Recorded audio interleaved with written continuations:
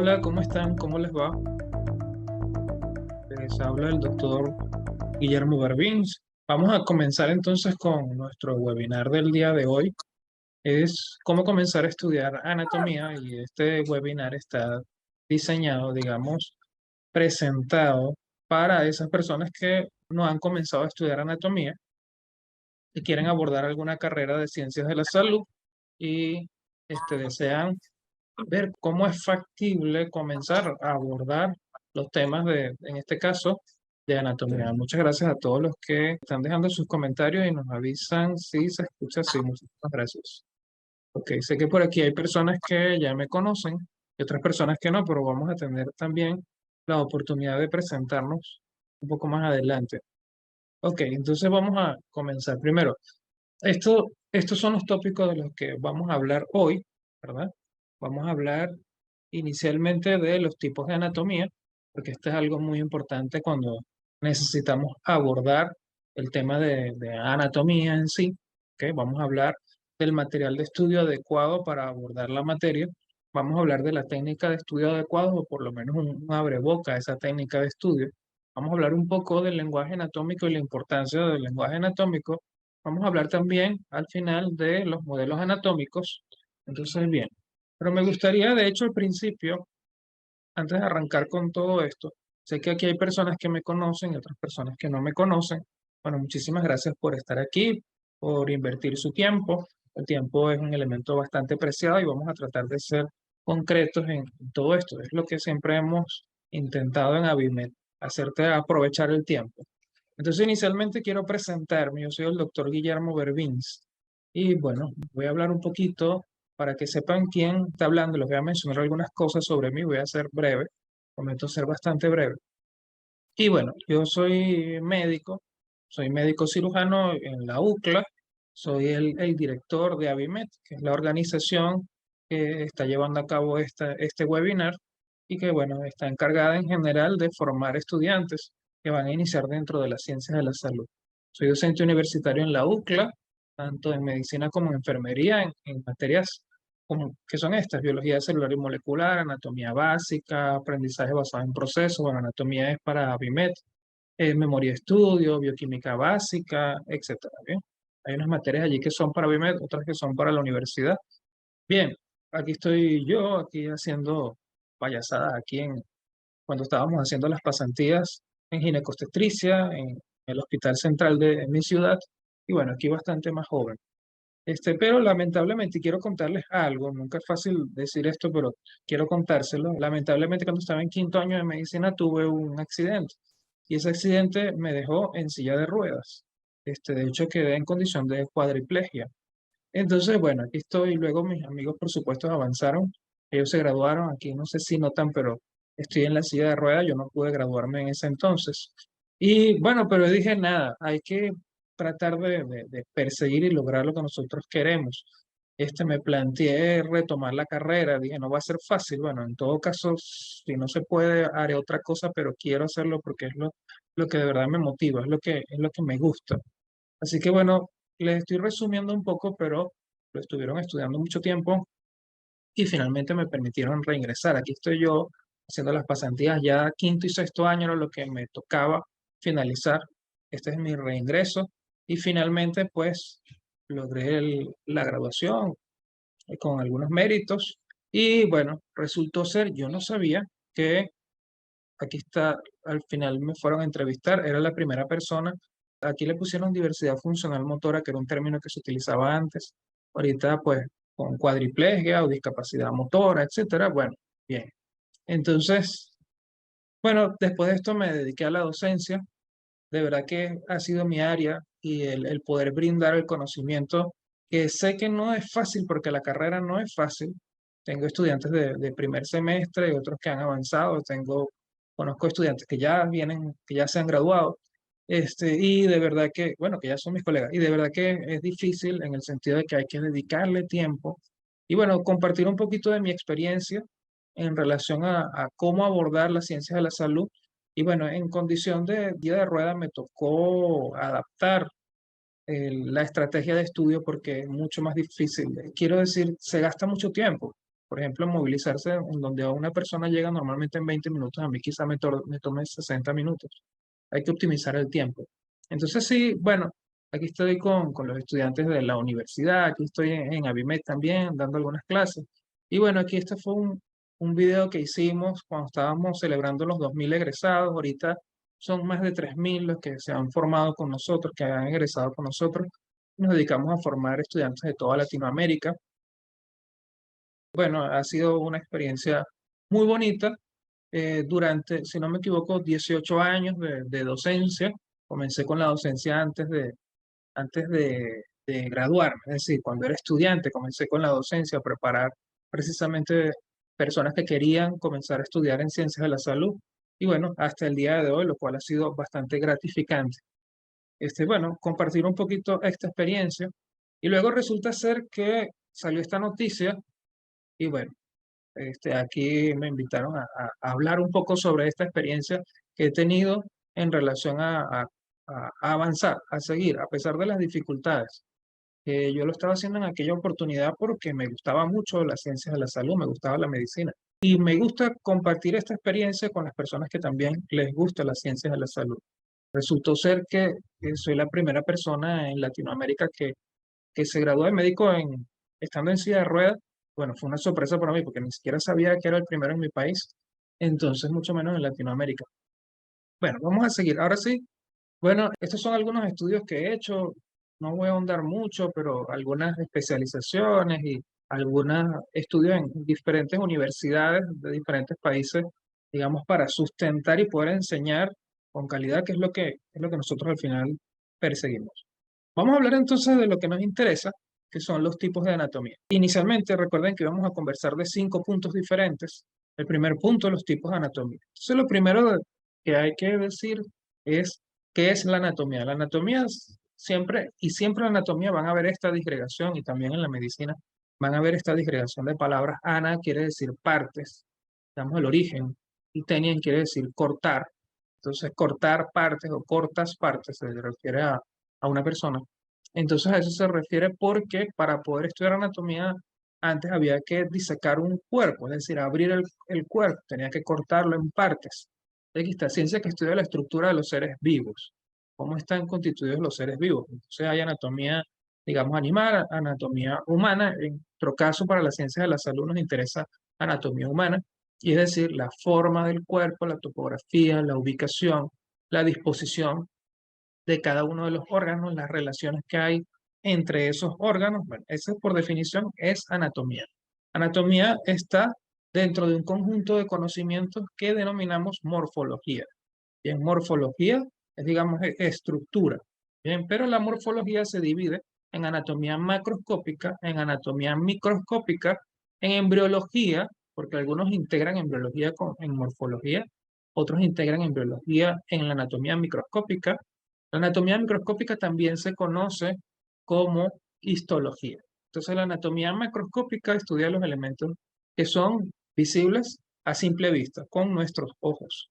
Y la anatomía microscópica utiliza el microscopio óptico o el microscopio electrónico. Aquí tenemos una imagen, el corazón, por ejemplo, visto desde su cara posterior superior, de hecho. Entonces, bueno, esta es una estructura anatómica y aquí tenemos un corte histológico, esto es para estudiar histología, y por aquí tenemos la fotografía de un embrión, también se estudia muchas veces dentro de la anatomía microscópica. A veces, cuando se integra morfología con fisiología, entonces se denomina morfofisiología.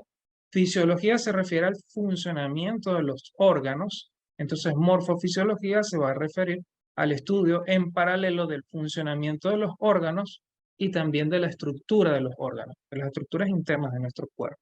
Entonces vamos a ver, en relación a la anatomía macroscópica, que es la que más nos interesa en este caso, vamos a ver cuáles son los enfoques de la anatomía macroscópica que nosotros tenemos. Entonces, inicialmente tenemos la anatomía sistémica y vamos a ir avanzando en los diferentes tipos de anatomía. La anatomía sistémica es una anatomía superficial y que muchas veces se utiliza como previo a la anatomía. De hecho, en mi caso he visto que es necesario el hecho de tener un conocimiento previo antes de comenzar a abordar la anatomía universitaria. La anatomía sistémica normalmente no es la anatomía universitaria, aunque hay programas que dividen la anatomía descriptiva en sistémica. Me refiero a sistémica porque lo divide en aparatos o sistemas, ¿sí?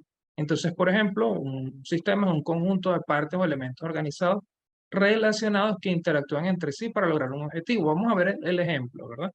En este caso, por ejemplo, nosotros en Abimed damos una o más clases por cada sistema. Entonces, tenemos, por ejemplo, el sistema de tegumento, dentro del cual entra la piel, las faneras, donde, es decir, el pelo, uña, etcétera, digamos que tienen la función de proteger y de delimitar nuestro cuerpo. Ese es el sistema de tegumento.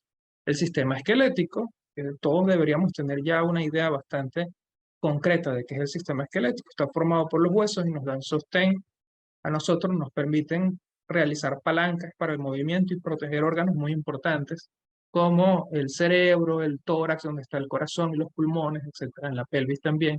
Entonces, digamos, protección, sostén, movilidad y bueno, también otras funciones adicionales como depósito de calcio, el propio crecimiento, entre otras cosas. El sistema muscular que nos permite movilizarnos, digamos, estamos haciendo en este momento como una especie de paneo general, porque por supuesto dentro de cada sistema hay mucho que estudiar, ¿bien? Pero la anatomía sistémica va separando los temas así como lo estoy mencionando.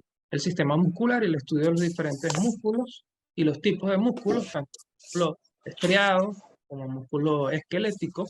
Bien, entonces, inicialmente lo que nosotros entendemos más como sistema muscular, ¿verdad? Eso es el músculo estriado, porque ese músculo estriado es el que se ve, aunque también tenemos músculo liso. Entonces, decía que el músculo estriado es el que nosotros activamos a voluntad y es el que es más llamativo, es el que se estudia de hecho con mayor profundidad porque hay muchísimos y están en diferentes capas. Bien, y también tenemos entonces el músculo liso, que forma parte de las vísceras, y el músculo cardíaco, que forma el corazón.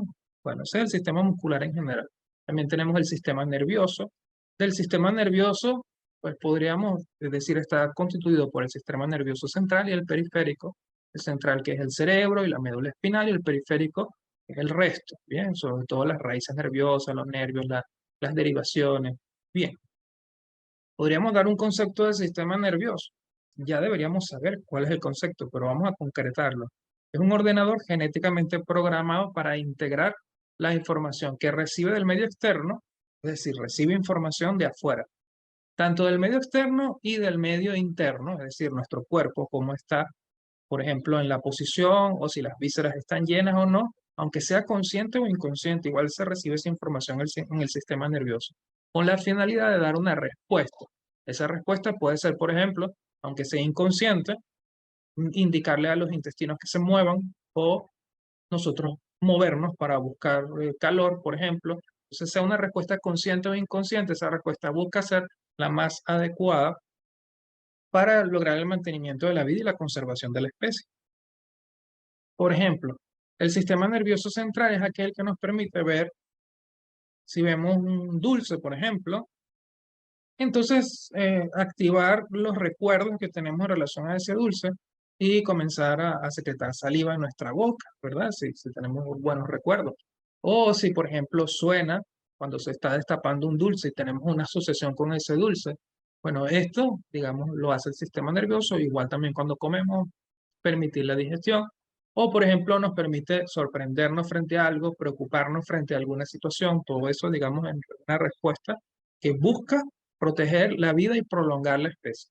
También tendríamos el sistema circulatorio, bueno, constituido por la porción venosa, arterial y linfática. Tres porciones en realidad, constituido por los diferentes vasos, venosos, arteriales y linfáticos, y el centro que es el corazón, y bueno, en su división de circulación mayor y menor, que tiene, digamos, la función de distribuir los nutrientes, sobre todo el oxígeno y la glucosa, por ejemplo, pero distribuir los nutrientes a todo el cuerpo y también transportar los elementos de desecho a diferentes órganos, llevarlos de un lado al otro para que efectivamente sean desechados.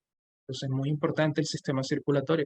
El sistema digestivo también, pues, tomar el alimento, digerirlo, absorberlo y bueno, todo esto desde el momento en el cual ingresa a nuestra boca hasta el momento en el que se expulsa por todo el trayecto del tubo digestivo y sus glándulas anexas, como es el hígado, el páncreas, las glándulas salivales, entre otras cosas. Entonces, un paréntesis que quería mencionarles, por aquí colocamos todo como sistema, pero hay diferentes concepciones en relación a si usar sistema o aparato.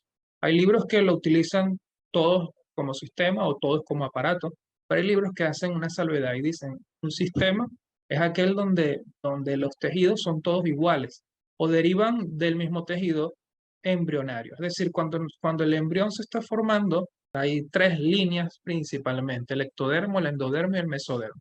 No tienen que aprenderse ahorita, pero hay tres líneas principalmente. Entonces, si todo el sistema deriva de la misma línea, se le llama sistema, pero si derivan de líneas diferentes, se le llama aparato. Entonces, en este caso, por ejemplo, para digestivo, se suele utilizar aparato porque, por ejemplo, los dientes forman parte del sistema digestivo, derivan de un tejido, la lengua de otro tejido, las glándulas de otro tejido, entonces, bien, son tejidos diferentes, ¿sí?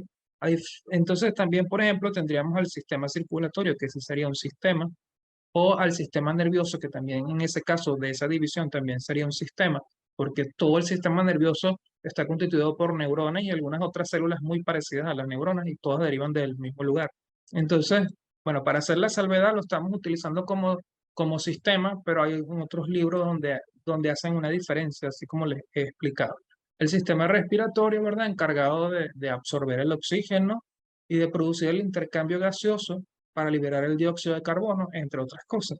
Ahora, ciertamente deben entender, deben comprender que el aparato respiratorio o el de los huesos, dice Emil, no sé a qué te referías. Ah, el sistema óseo, te referías, porque todo deriva de un mismo tejido. Muy bien, ¿qué les decía? Bueno, que nosotros en realidad en los pulmones hacemos intercambio gaseoso, si se refería a eso, Emil, bien. Hacemos el intercambio gaseoso. Claro, desde un punto de vista fisiológico se llama respiración, pero en realidad la respiración como consumo de oxígeno ocurre dentro de las células, de hecho en las mitocondrias de las células. Las mitocondrias son una parte de la célula, son una organela, y allí es donde realmente se consume el oxígeno y de hecho también se produce dióxido de carbono. Y luego ese dióxido de carbono viaja hasta aquí, hasta los alvéolos, en la unión alvéolo capilar, la unión de los alvéolos de los pulmones con los capilares de los vasos sanguíneos y se libera entonces el dióxido de carbono y se absorbe nuevo oxígeno.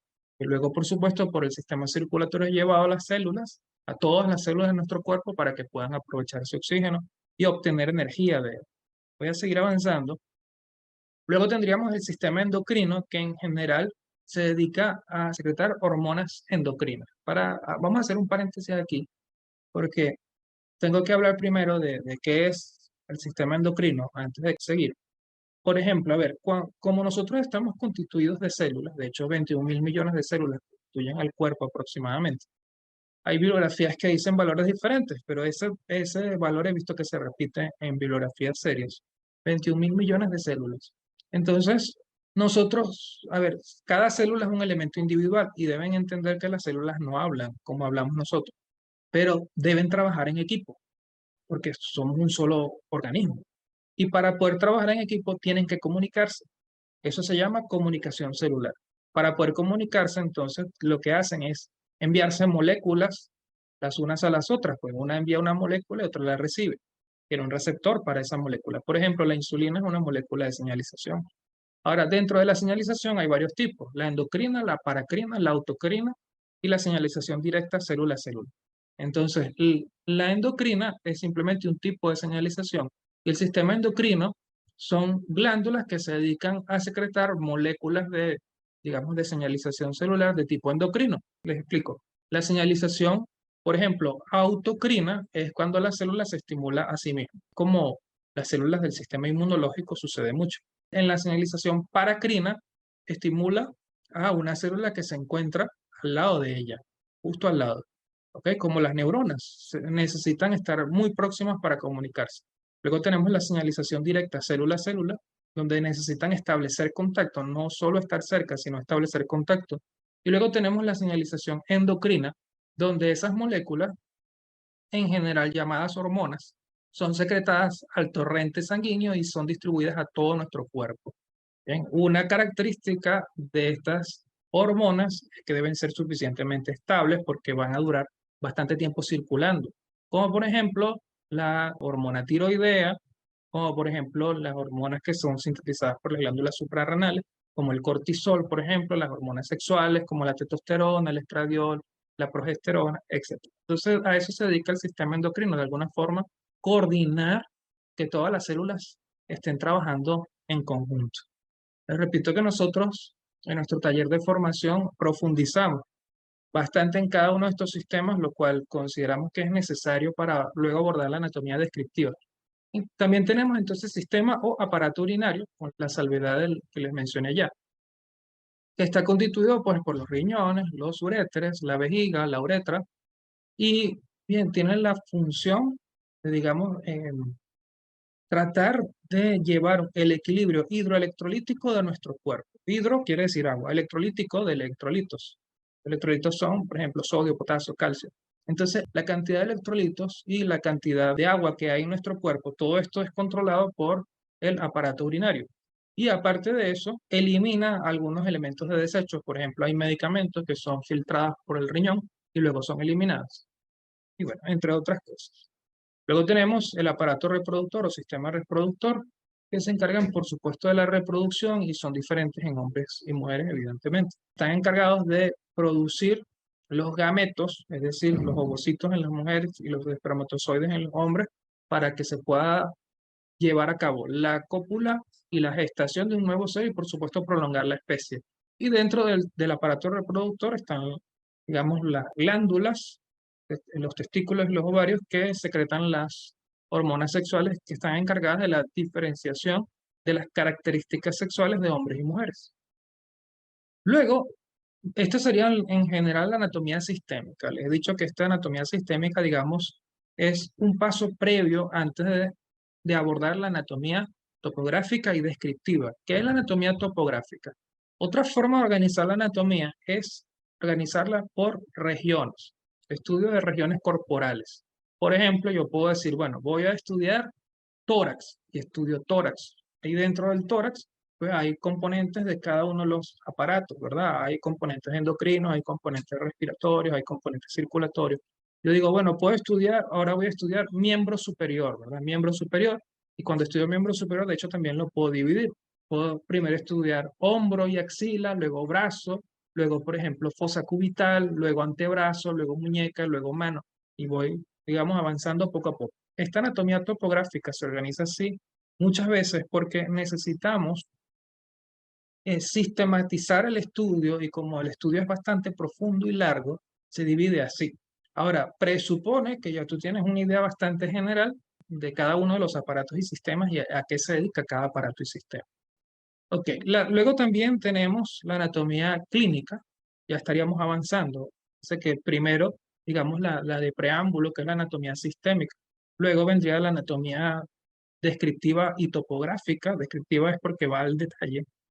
Y luego tendríamos la anatomía de superficie. La anatomía de superficie suele verse cuando es necesario, cuando se está aprendiendo a revisar un paciente. Bueno, la podemos ver dentro de la anatomía, pero luego se practica en semiología. Semiología es el estudio de un ser vivo, ¿ok? Es una persona viva, sin abrirla, ¿sí? Eso es semiología.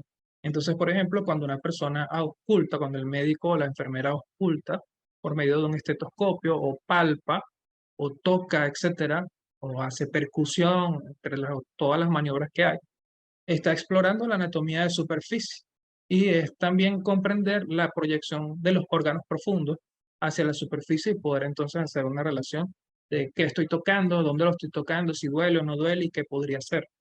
Muy bien. Luego tendríamos la anatomía radiológica, que es el estudio entonces de las radiografías y por allí todas sus derivaciones, sobre todo para ver si hay alguna lesión ósea, entre otras cosas, ¿no? Está bastante claro. Y luego también la anatomía endoscópica, que se encarga de ver las cavidades por medio de la maniobra de la endoscopia. Entendiendo todo esto, entonces una de las cosas que debemos nosotros identificar inicialmente es cuál es el tipo de anatomía que nos vamos a enfrentar en la universidad y tener un recorrido previo si es posible, y si no, pues precipitarlo, para que tengamos un conocimiento, digamos, general para poder abordar. Yo siempre le digo a mis estudiantes algo así como, si vas a conocer una ciudad, detalle a detalle, la vas a recorrer y vas a reconocer todas sus edificaciones. Quizás lo primero y lo más importante, o sea, o antes de eso, quizás no lo más importante, pero sí antes de eso es muy bueno que hagas un recorrido, digamos, un sobrevuelo o que veas un mapa, ¿verdad? Donde no vas a ver tantos detalles, pero sí vas a ver la distribución general para que luego cuando lo estés recorriendo estés ubicado. Muy bien, vamos a hablar del material de estudio. Y en relación al material de estudio, pues, fíjense, libros de lectura y atlas. Estas son dos herramientas fundamentales para estudiar anatomía. Los libros de lectura tenemos lo siguiente.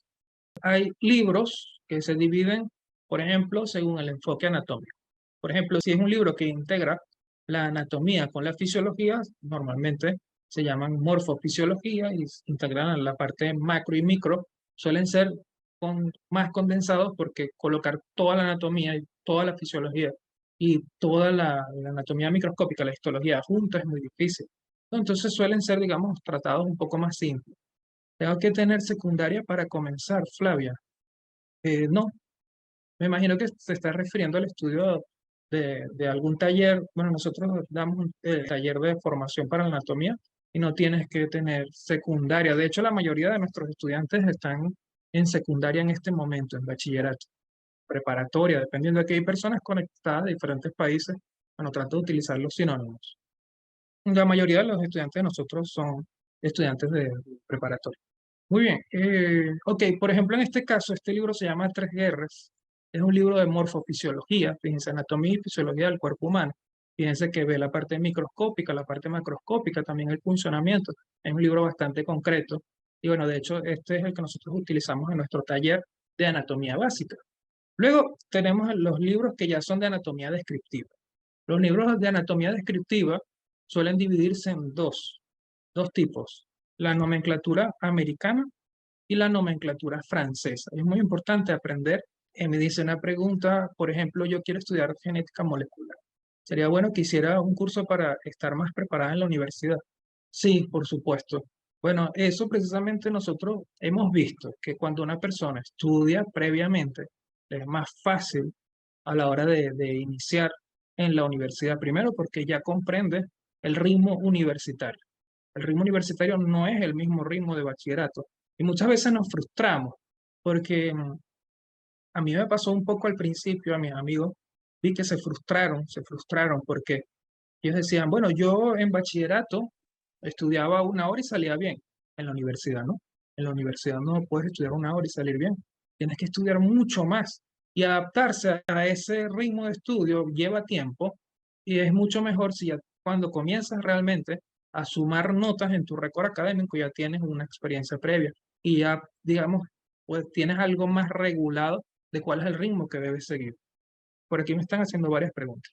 ¿Cuáles son los temas que dan en Anatomía 1 en la universidad? Bueno, dependiendo de cómo sea el programa, ¿verdad? Porque si estás diciendo que es Anatomía 1 y Anatomía 2, eso depende de cuál universidad vaya a ver Anatomía 1 y Anatomía 2. La anatomía en muchas universidades se ve en un año y hay otras universidades donde se divide en semestres y entonces se ve Anatomía 1 y Anatomía 2. En esos casos, por ejemplo, para la anatomía macroscópica, se suele dejar para la anatomía dos órganos internos, sistema nervioso, tórax, abdomen, pelvis, mientras que para la anatomía uno suele ser más la musculoesquelética. Y por ejemplo, toda la parte ósea, toda la parte muscular, la parte del sistema circulatorio, igual se va por regiones, pero con esos enfoques. ¿Cuál es la materia más difícil para uno? ¿De dónde? A ver. Quizá yo tuve una experiencia en relación a la materia más difícil. mm, para mí fue farmacología, por eso en mi caso la vi en séptimo semestre, toda, dice Valeria.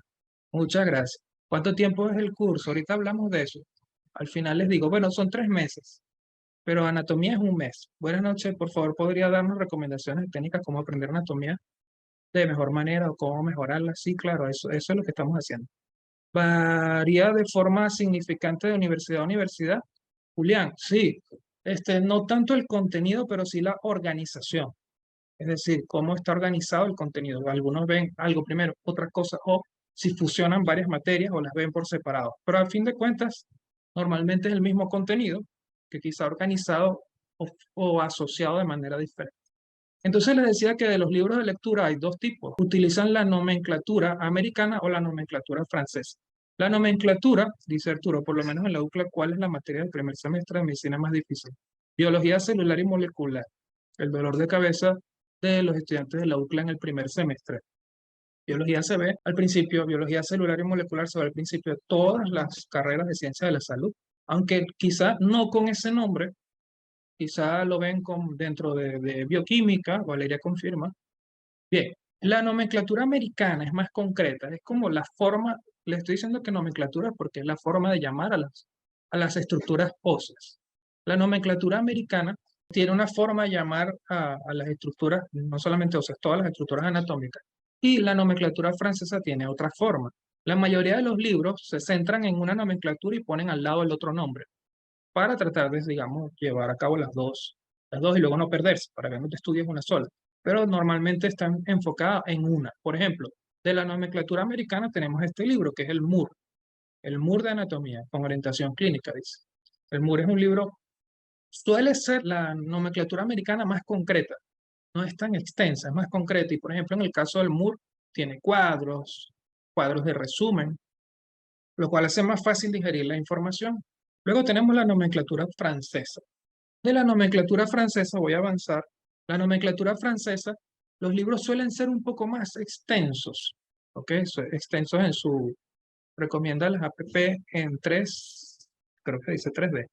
Si ahorita vamos a hablar de eso. Miren, este es un caso de nomenclatura francesa, la Target.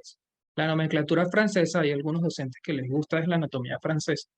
Yo tuve, no sé si la fortuna o no, porque la nomenclatura francesa es más difícil, es más larga, más difícil de digerir. Tienes que leer más. En la nomenclatura americana, un tema te lo presentan en 10 páginas y esto te lo presenta en 20. Es como va más poco a poco. También explica mejor, pero es más largo. Entonces, suele irse más a la descripción y si paso por este lado hay esto y si paso por este otro lado hay esta otra cosa. Y por supuesto, los nombres se enfocan en nombres franceses. Por ejemplo, la Target es uno, y hay otros como el Rouvier, por ejemplo, de nomenclatura francesa. Luego tendríamos, y muy importante, integrar los libros con los atlas. Los atlas son imágenes, ¿bien? De las imágenes, precisamente vamos a hablar de eso, fíjense, hay de imágenes que son dibujos, y el libro, uno de los libros más famosos de dibujos es el Néter. Hay otros como el Sobota, por ejemplo, entre otros, pero el Néter es creo que el más ampliamente utilizado libro de imágenes. Yo les recomiendo que en todo caso, primero utilicen un libro de imágenes antes de avanzar a otra cosa. En el libro de imágenes van a conseguir dibujos y los colores hacen un muy buen contraste. Aunque cuando uno revisa un cadáver, en realidad estos colores no son así. Pero el hecho de que el dibujo sea así te ayuda a identificar las partes. Bien, el néter es una de ellas. Bueno, luego tenemos, por ejemplo, los atlas fotográficos, como el Yokoshi o el Macmillan, pero yo les recomiendo que no utilicen el atlas fotográfico si antes no se han estudiado las estructuras de un libro de imágenes, porque los atlas fotográficos, fíjense si se dan cuenta, las estructuras, todos los colores se aproximan y es más difícil entender la estructura en sí. Necesita ya tener un recorrido para poder entender la fotografía. Y luego están los modelos 3D, que son aplicaciones, programas, etcétera. Nosotros utilizamos uno en las clases que damos de anatomía y ayudan mucho a comprender las estructuras siempre y cuando se utilizan en conjunto. No se puede utilizar el modelo 3D solo, te necesitas leer previamente o que te expliquen, porque el modelo 3D por sí solo no te enseña. El modelo 3D, digamos, es como un atlas. En este caso, te ayuda a la ubicación en tercera dimensión. Aunque no todo el tiempo coinciden con la estructura exacta anatómica, pero sí te ayuda a entender las relaciones entre los órganos y a digerir mucho mejor. Yo lo recomiendo, digamos, como luego de estudiar, de ver imágenes y luego ir a un elemento 3D para poder comprender y saber qué voy a buscar. Bien, aquí, por ejemplo, estábamos explicando los planos anatómicos que son términos iniciales y de hecho, ahorita vamos a hablar un poquito sobre eso. Quiero mostrarles un poco también algunos libros adicionales. Por aquí está la página web de nosotros. Voy a darle aquí, voy a compartir otra cosa con ustedes. Y fíjense, ya deben estar viendo nuestra página web. Ok, parece que sí, ya, ok. Cursosabm.net, aquí está plataforma, si le dan clic allí cae aquí, ok. Y luego si cuando ingresan cae aquí. Les voy a explicar algo. O sea, les voy a mostrar algunos libros adicionales. Ok. Vamos a ver, material. Que aquí nosotros tenemos una amplia plataforma aquí. Esta es la plataforma de estudio de nuestros cursos y, por ejemplo, aquí en biblioteca le disponemos a los estudiantes una amplia plataforma, digamos, de muchos libros. ¿Ok? Aquí están libros de diferentes materias y, por supuesto, la que nos interesa ahorita, la materia que nos interesa ahorita es la de anatomía, ¿verdad? Entonces vamos a buscar el de anatomía. Estaba al principio, en un momento ordenado alfabéticamente y vamos a ver otros libros para irlos repasando. Fíjense, este Textile Atelier hay diferentes combinaciones porque son diferentes autores. O sea, son diferentes versiones. Textile Atelier o la Atelier Ruiz Liard. Estos son libros franceses. El Grey, que es un libro americano. El Tres Guerras, que es una combinación de anatomía y fisiología. Luego también tenemos el Atelier Liard. El que les estaba mostrando era la Atelier Liard. Aquí fíjense el Moore, que digamos que es nomenclatura. Ah, bueno, la Atelier ya les he dicho que es francés y el Moore es americano. Aquí están los Rubier son franceses. Y fíjense, por ejemplo, está bueno, este es para diagnóstico radiológico. Aquí están los Netter, las diferentes ediciones de los Netter, el Sobota. Los Netter y el Sobota son de dibujos, algunos tienen varios volúmenes. Aquí está el Manmin y el Yokochi. El Manmin y Yokochi son atlas fotográficos. Y bueno, aquí está el Weir, que es americano, el Saladín, que es americano también, y el Rogen, que hace una mezcla allí de fisiología también y hace una mezcla de anatomía americana y francesa. Quería mostrarles eso. Voy a volver a la presentación. Por aquí me dicen que si recomiendo la aplicación 3D, ya hablamos. Si estudio genética, ya me perdí.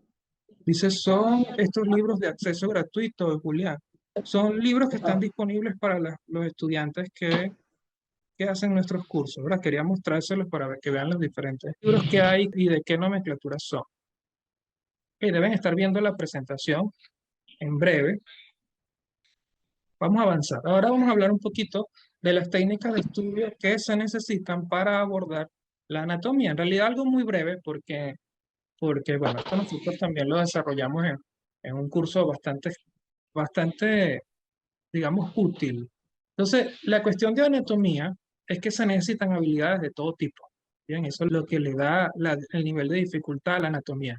Porque mientras que, por ejemplo, para las materias previas a la anatomía, como la biología, como la bioquímica, necesitamos habilidades de lectoescritura, básicamente, comprender y habilidades de lectura, mucho material para digerir, etcétera. Pero aquí también necesitamos habilidades espaciales y estos son hemisferios del cerebro diferentes, porque las habilidades de lectoescritura son de hemisferio izquierdo para la lógica, para la memorización, etcétera, digamos para el procesamiento de la información y los símbolos, mientras que las habilidades espaciales son de cerebro derecho. Y por eso a veces nos pasamos bien una y la otra nos cuesta. Entonces necesitamos integrar habilidades. De allí que es muy importante reconocer nuestro canal de aprendizaje y fortalecer el que es débil para nosotros, porque los vamos a necesitar. En las ciencias médicas se necesitan ambos hemisferios. Por supuesto, es mucho material por estudiar en poco tiempo y necesitamos una planificación muy eficiente. Nosotros tenemos la oportunidad de discutir hemos tenido la oportunidad de discutir con nuestros estudiantes algo que se llama enfoque magistral, donde son una serie de recomendaciones precisamente para esta planificación eficiente.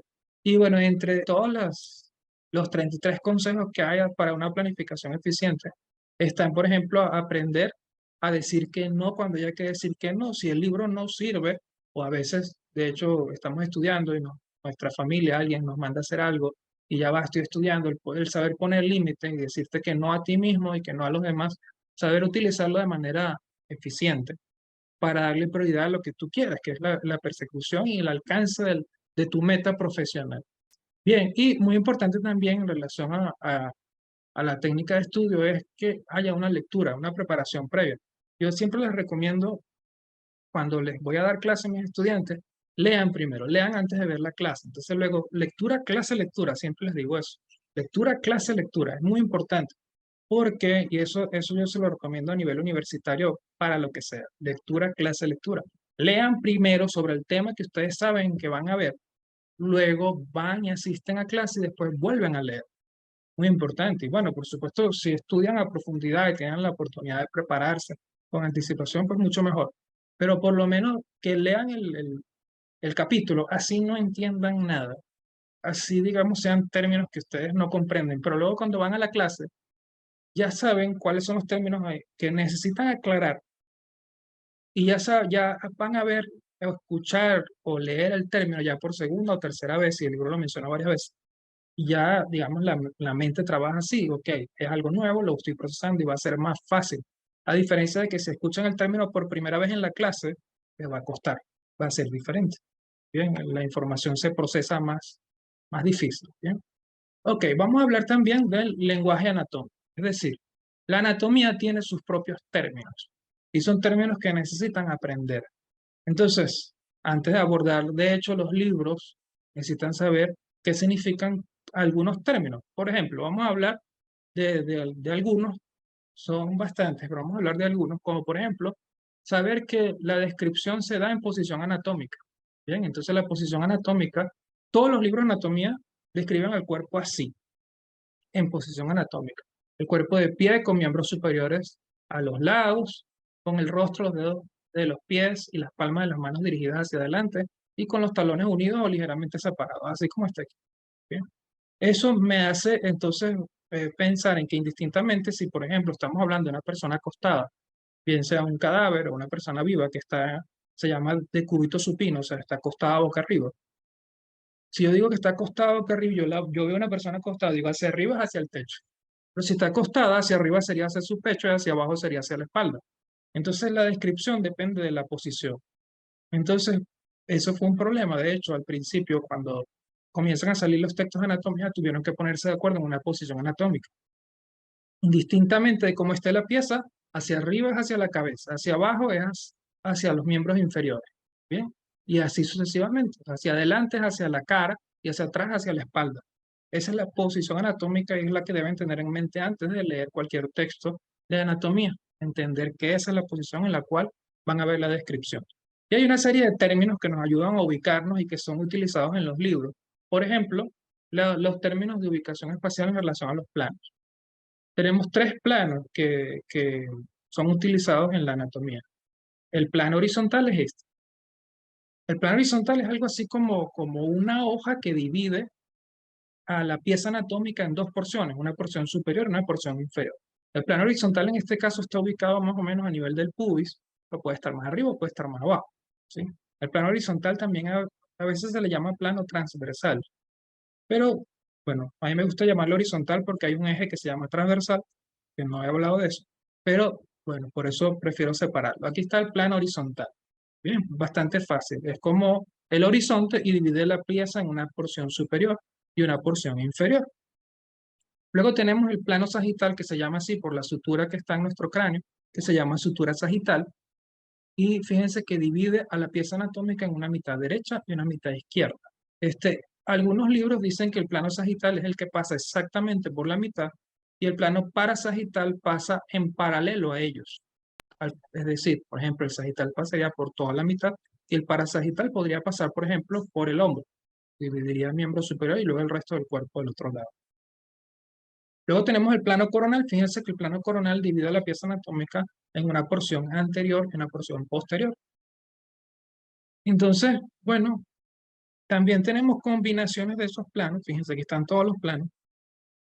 Y en realidad, aunque no vamos a profundizar mucho en eso, los planos están formados por ejes.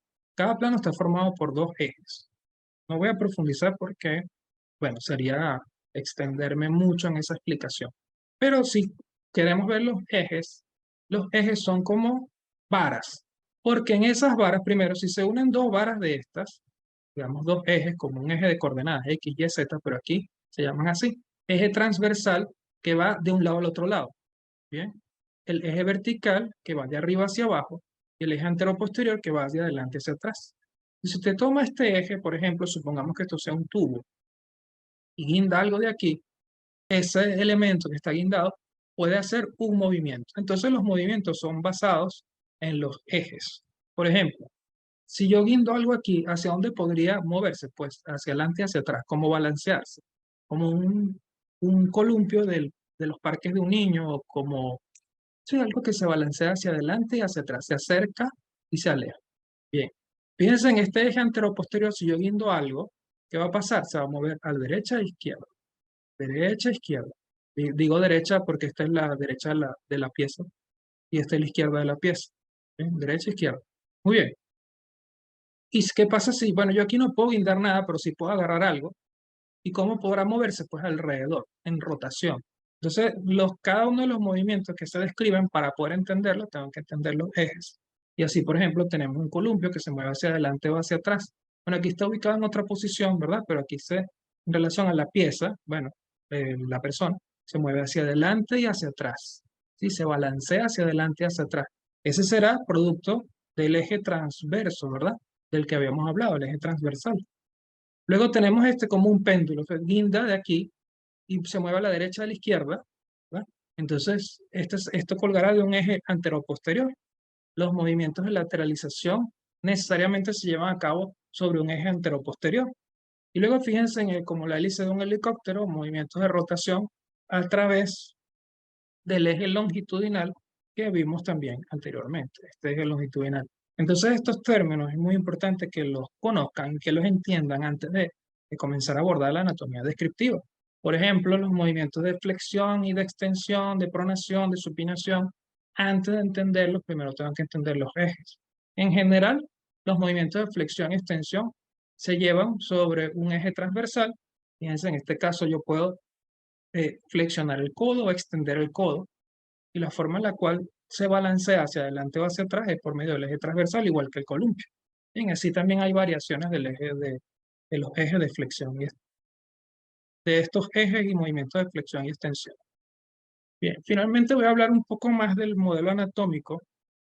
Aquí les voy a presentar un fragmento de una clase que nosotros damos. Nosotros para ver la clase utilizamos diferentes modelos anatómicos. Y estos modelos anatómicos son muy importantes. Bien, no lo pueden utilizar, digamos, solo, aislado, porque tiene que estar acompañado pues o de una guía o de un estudio previo para que puedan saber qué se están encontrando, cómo se relacionan, qué función tienen esas estructuras, ¿bien? Este en realidad es la grabación de una clase que yo estoy dando, creo que hace unos meses. Bien, aquí estamos viendo su aparato cardiovascular. Y bueno, como ven, la relación entre las estructuras se entiende muy bien. Bueno, ya después que tenemos un background, que tenemos un conocimiento previo y por supuesto con la explicación apropiada, aquí entonces nosotros podemos ver, bueno, diferentes estructuras. En este caso estamos viendo la cara lateral derecha del corazón, o la cara medial, como lo dicen otros libros. Aquí estamos viendo el ventrículo derecho, la aurícula derecha.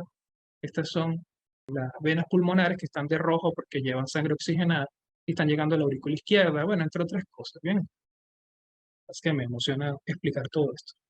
Muy bien, también por allí me estaban preguntando algo acerca de los talleres que nosotros ofrecemos y quería hablarles también ya para cerrar un poco sobre eso.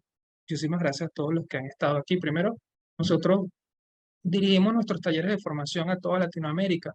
Tenemos estudiantes de todos los países de Latinoamérica y bueno, hemos adaptado, digamos, nuestro programa de formación al medio internacional, dándole herramientas de estudio como la plataforma, como las grabaciones de las clases, entre otras cosas, ¿verdad? De tal manera que si una persona no se conecta a una hora puede igual verla y de hecho tiene acceso al material durante un año. Y nosotros, fíjense que dividimos la formación así en premedicina 1 y premedicina 2. Y dentro de premedicina 1 está anatomía, que la vimos ahorita, ¿verdad? O sea, hablamos de ella ahorita. Luego biología molecular y bioquímica, los fundamentos bioquímicos, y memoria de estudio, que son, digamos, conocimientos para arrancar. Bien, este taller dura 3 meses, luego tenemos premedicina 2, que dura también 3 meses, y aquí, digamos, es un nivel más avanzado, donde se ve genética molecular, la parte de la biología genética, se estudia el dogma, célula humana, ya más profundo la bioquímica, que en general le llamamos bioquímica médica, histología, porque la anatomía, la porción macroscópica, pues la vemos en premedicina 1, y la parte microscópica la vemos en premedicina 2. Y luego algunos talleres adicionales como son infecciones bacterianas, virales, la introducción a la pediatría. Just Lady, ¿cuál es el costo de los talleres? Nosotros nos gusta llamarle inversión, que no consideramos que sea un costo, ¿verdad? Sino que es una inversión para nuestra educación, en realidad. ¿Puedes decirme cómo buscamos después la clase de hoy grabada, por favor? Sí. Si te contactas con la persona que te pasó el enlace, te va a pasar también la grabación, de tal forma que la pueden ver, Valentina. Aquí está ya el contenido, ¿verdad? Fíjense lo que estábamos viendo ahorita, es un poquito del primer tema dentro del contenido de anatomía básica, y bueno, está toda la profundización de cada uno de los aparatos y sistemas, también en biología. Esto sería premedicina 1, los de bioquímica, los de memoria de estudio que, bueno, acabo de culminar un curso de memoria de estudio. Los muchachos dijeron son unas excelentes herramientas y que le han ayudado mucho a proseguir, a estudiar eficientemente. Aquí tenemos algunas cosas, ¿verdad? Como planificación de metas, estudio, memorización, miedo escénico, presentación, las bases fisiológicas de la memoria, entre otras cosas. Aquí está lo de premedicina 2, que es un segundo nivel.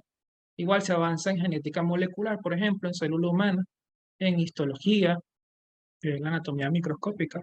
¿Cómo buscamos los libros por medio de la plataforma? Valentina, si eres estudiante de nosotros, tienes acceso simplemente de buscar en material dentro de cada asignatura. Fíjense que estaban preguntando acerca de la inversión. Esta es la inversión.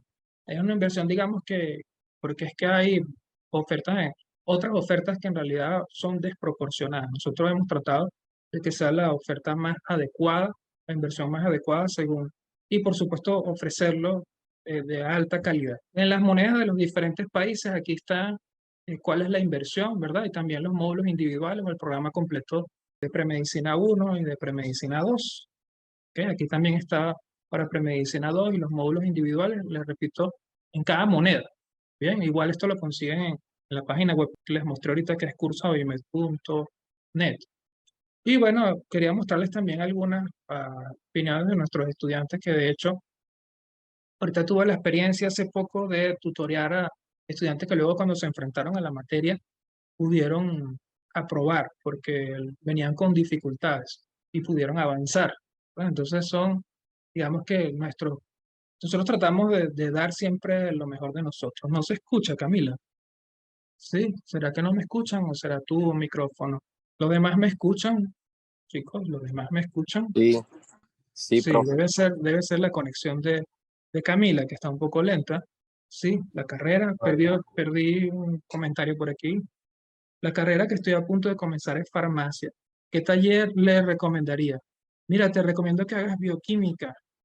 La anatomía siempre ayuda, pero biología y bioquímica es fundamental para poder entender cómo interactúan los componentes, que es el estudio de las enzimas. Pero creo que el taller de premedicina uno ya se va a ver si va a ser nuestra vocación.